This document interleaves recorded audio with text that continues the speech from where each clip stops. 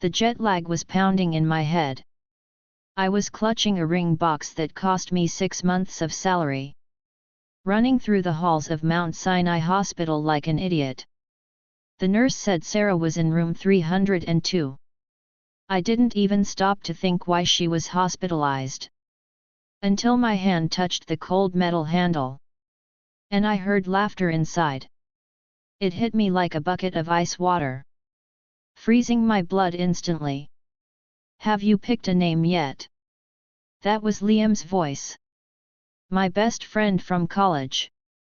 The guy I trusted to look after her while I was in London. Let's call him Noah, Sarah said softly. Her voice was so gentle it made me sick. It means rest and comfort. Just like us. I froze. Through the crack in the door. I saw Sarah leaning back on the pillows. Holding a newborn baby. And Liam was kissing her forehead. The scene was picture perfect. And it was ripping my heart out with a rusty knife. It turns out my year of grinding in London. Sleeping 3 hours a night to secure our future. Was just a joke to them. They had built a whole life. A whole family. And I was just the leftover baggage. I pulled out my phone with shaking hands. Sarah's last text was from 3 days ago. Miss you, babe. Can't wait to marry you when you get back. Marry. What a cruel joke. I stared at her profile picture. A tear finally smashed onto the screen. But I didn't kick the door open. I didn't scream. Because in that second, my love for her didn't just fade. It died. I walked out of the hospital like a zombie. The neon lights of Manhattan blurred into streaks. My phone buzzed. An urgent email from the London firm. Confirming my transfer. They wanted me back in 7 days. I was supposed to come home to get married. But now. I looked at that screen. That was my escape route. I typed 2 words. Offer accepted. Day 7, the gaslighting. Sarah finally called. Someone must have told her they saw me at the hospital. Her voice was shaking. Ethan? You're back? Why didn't you tell me? I looked at my red-rimmed eyes in the mirror. My voice was terrifyingly calm. Just landed. Wanted to surprise you. She let out a breath she was holding. Let's do dinner tonight. I'll bring a friend to welcome you. A friend? I smirked. You mean the father of your child? We met at Le Caucu, our favorite spot. Sarah looked stunning in a beige dress. If you ignored the necklace she was wearing. A gold L pendant. For Liam. The food arrived. She ordered for me like she always used to. But she ordered the mushroom risotto. Heavily garnished with truffle oil. She smiled, putting it on my plate. Eat up, babe. It's your favorite. I stared at the dark fungi. I hate mushrooms.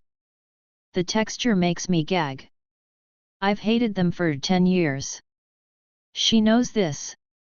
But Liam loves them. She was projecting his life onto mine. I picked up the fork. I swallowed the risotto like I was swallowing broken glass. Is it good? She asked, eyes wide. I looked right through her. Delicious. If you ordered it, it's perfect. Because this is the last meal, Sarah.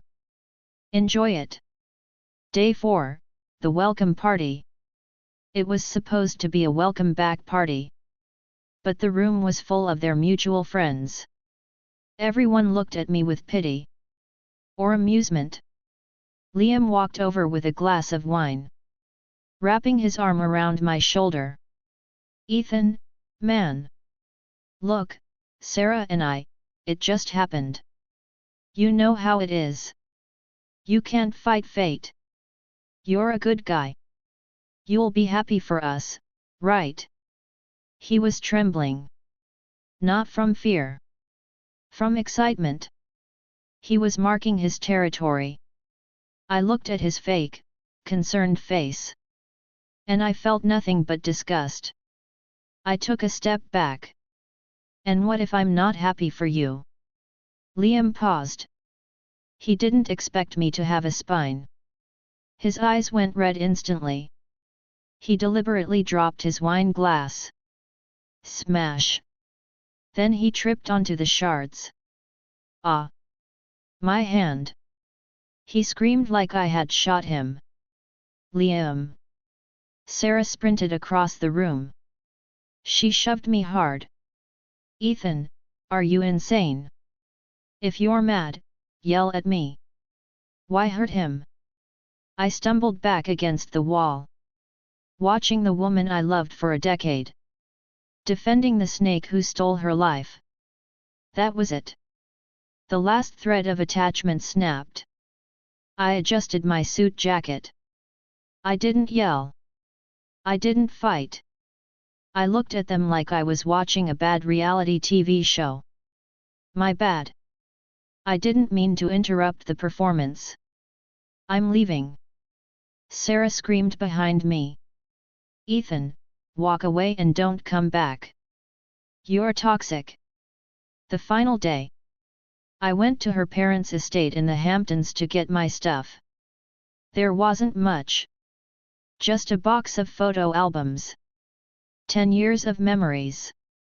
From prom to graduation. I took the box to the backyard fire pit. I lit a match.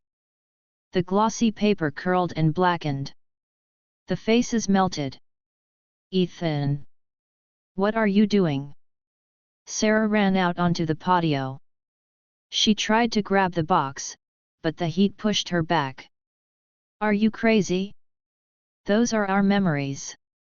I watched a photo of us at Disney World turn into ash. Memories. I laughed. A cold, dry sound. Cheaters don't get to keep souvenirs, Sarah. You have a new life now. This is just trash. Trash. Tears streamed down her face. Is that what we are to you? Ethan, wait.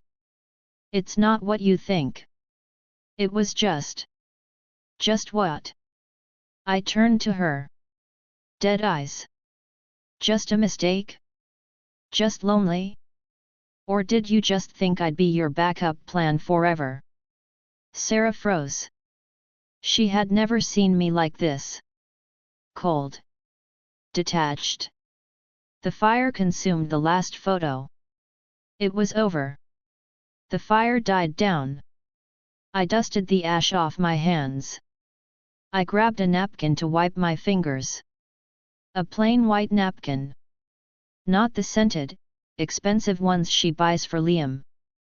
See? I can live without you just fine. I grabbed my suitcase. Where are you going? Panic rose in her voice. London. For good. And hey, congrats to you and Liam. Don't break up. You two deserve each other. I walked out to the waiting Uber. Through the window, I saw her collapsing on the lawn. Holding a half-burnt photo of Liam. Iconic. The drive to JFK. Rain started pouring as we hit the highway. I opened my laptop and connected to the car's Wi-Fi. I had one last email drafted. It was a scheduled send.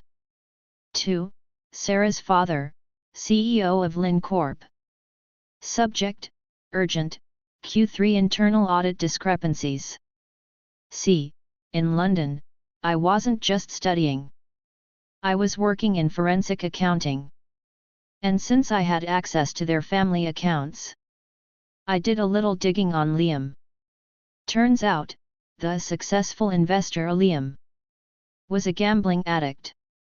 And he had embezzled about $1.5 million from her dad's company to cover his debts.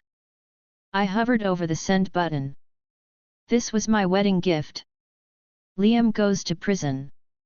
Sarah's family goes bankrupt or faces a massive scandal. And their perfect love crumbles under the weight of a felony. Click.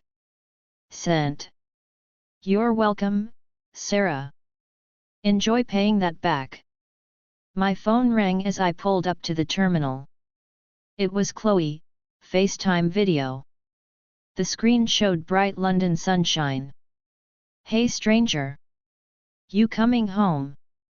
The tulips are blooming in Hyde Park. I saved a spot for you. I smiled. A real, genuine smile. Yet. I'm coming home. I hung up. I took out my US SIM card. The one I've had since high school. I rolled down the window and flicked it into the wet New York street. It bounced once and vanished into the traffic. Sarah. I don't want you anymore. Have a nice life.